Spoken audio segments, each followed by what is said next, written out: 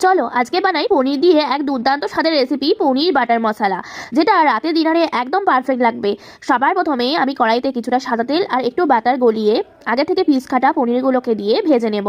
এরপর কড়াইতে 2 চামচ বাটার মেল্ট করতে দিয়ে গোটা গরম মশলা তেজপাতা ফোড়ন দিয়ে একটু নেড়ে চেড়ে তাতে 3টে পেঁয়াজের কুচি দিয়ে হালকা ভেজে তাতে টমেটো কুচি অ্যাড করব। দিয়ে টমেটোগুলো একটু নরম হয়ে গেলে তাতে কয়েকটা আদা আর রসুনের কুচি অ্যাড করব। দিয়ে সব কিছুকে ভেজে তারপর তাতে কয়েকটা গোটা কাজু বাদাম অ্যাড করে সব কিছুকে হালকা করে ভেজে নেব।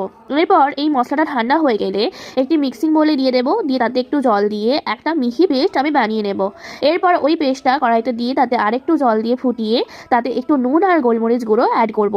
তারপর আগে থেকে ভেজে রাখা পনিরগুলোও অ্যাড করব, দিয়ে 5 মিনিট মতো ফুটিয়ে একটু চিনি আর একটু কসুরি মেথি ছড়িয়ে সার্ভ করব রাতের ডিনারে। আপনাদের কাছে ফ্রেশ ক্রিম থাকলে অবশ্যই দেবেন শেষে, কিন্তু আমার কাছে ছিল না তাই শেষে দিতে পারলাম না। ভিডিওটা ভালো লাগলে লাইক আর সাবস্ক্রাইব করতে ভুলবেন না কিন্তু।